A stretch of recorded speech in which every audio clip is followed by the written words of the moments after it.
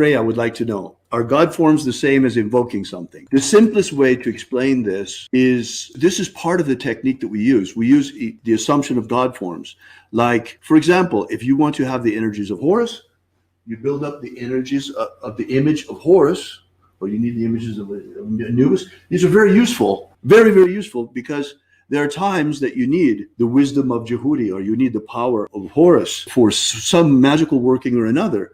And it's not that you're worshiping these Egyptian gods. That's certainly not why they're here. These statues are here as conduits of spiritual force, of energy. And the whole point of assuming a god form is to bring a special quality of energy into yourself for a particular ritual that you then, at the end of the ritual, take it back off again. So it's not a question of worshiping Egyptian gods or Hebrew angels or anything like this. No, it's a question of technique. It is a spiritual technology. Remember, the Golden Dawn itself is not a religion. The Golden Dawn itself is a set of spiritual technologies. We use things like the assumption of God forms in order to empower ourselves with a certain quality of power or energy that we need for a specific intention. Are God forms the same as invoking something? What do you mean by invocation? That's the big question, because if I may be so bold, I'd say she's probably coming at it from more of a pagan standpoint, where thinking of like drawing down the moon. Okay, yeah. Is that what you meant?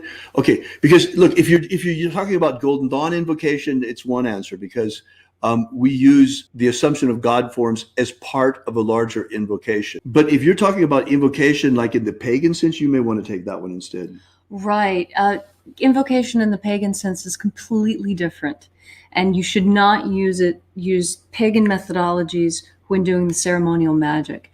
The pagan system has really, it's ceremonial magic that's really been stripped down to its bare essentials. Well, and there's another problem. The voodoo creep. Yeah, the voodoo creep into Wicca. Not a particular person when we say creep. No, I'm talking about it creeping in. Voodoo creeping into Wicca, creating its whole subgenre of dark Wicca without them even realizing what they're up to. Yeah, it's really there's a huge difference between the assumption of a god form like we've been talking about, and the way you do it is you build up the image in front of you and then you step into it. You can also, if you're working with an Egyptian god form, you can use something from their ancient rites of Egypt, that you plenty of that stuff around in E.A. Budge and other books, so you can find that sort of stuff if you want to. Mm-hmm. This is something very different than what they do in voodoo.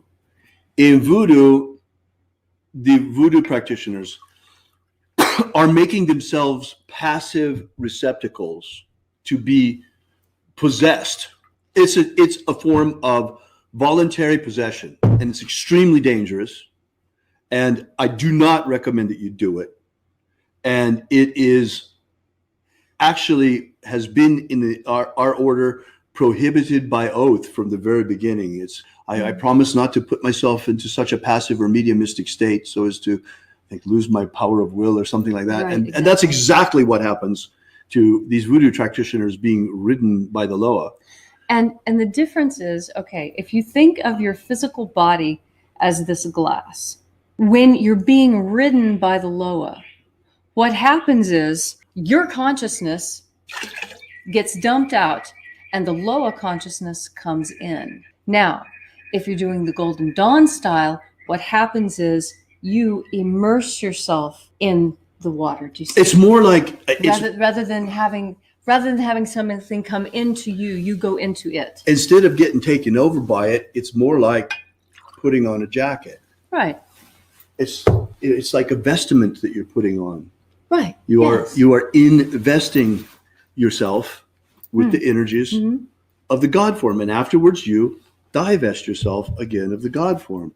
And that's why doing it the voodoo way is so dangerous. And when you're in the Golden Dawn way, when you're assuming God forms, you as a magician are always in control. You are always present. Your ego is there. Your consciousness is there. You are always in control of the situation. You are the magician holding the right. Anything happens not the God you decide. Form moving you. No, that's not the way it's done. And unfortunately, because of this whole eclectic stuff that you find, all these books on Llewellyn and everything, and all of the nonsense about the black magicians talking a lot of smack about whatever. However it got there, you got voodoo creep in Wicca today.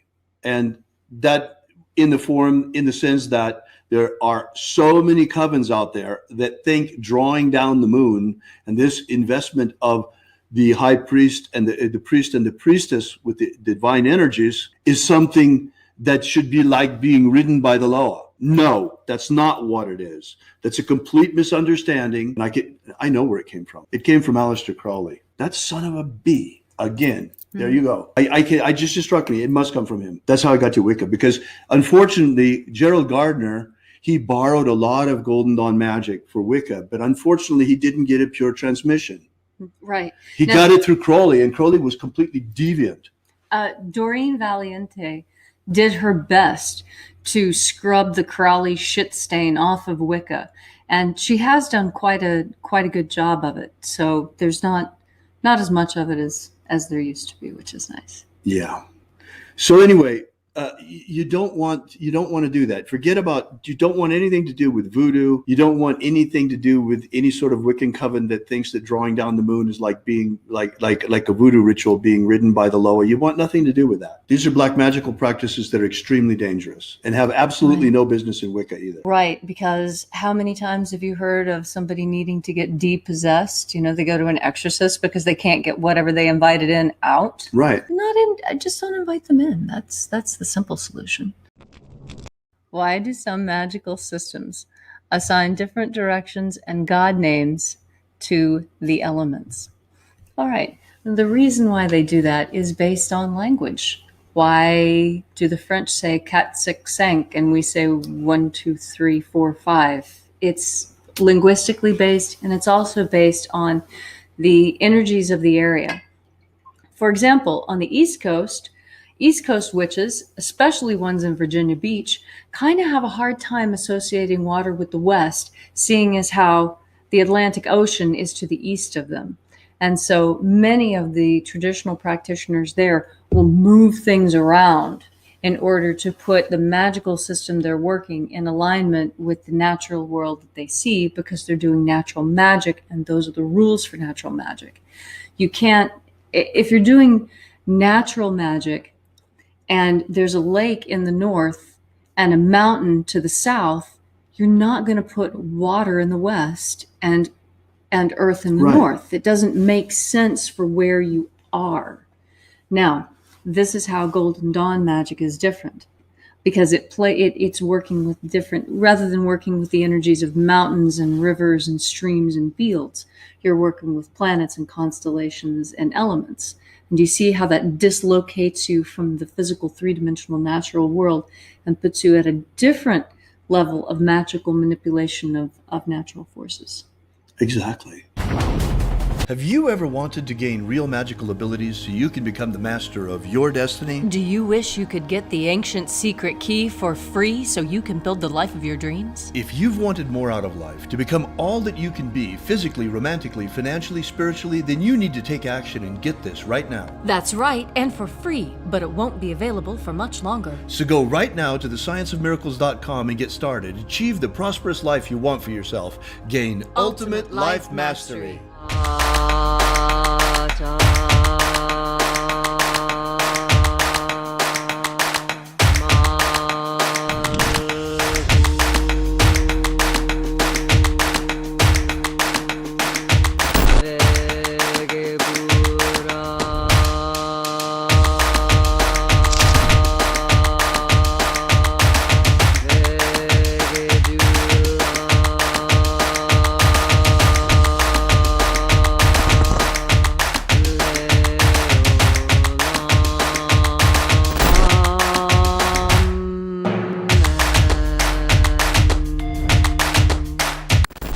Are you familiar with the Rosicrucian, with what's his name? He's popular in the States. He's the president, or from the Golden Dawn. What's his name? Oh. David Griffin. David Griffin. Have David Griffin. I saw an email yesterday that he sent out about, there's a magical war going on. Demons of the infernal realm. There is really a magical work going on. There is a guy called David Griffin who is heading all these magicians. David Griffin is S.L. McGregor Mather's present successor. David Griffin. David Griffin. David Griffin. Dave the Griffin. I'm Golden Dawn Imperator David Griffin. David Griffin. David Griffin. Dave the Griffin. David Griffin. You know, there's a magical war going on. So there is really a magical work going on.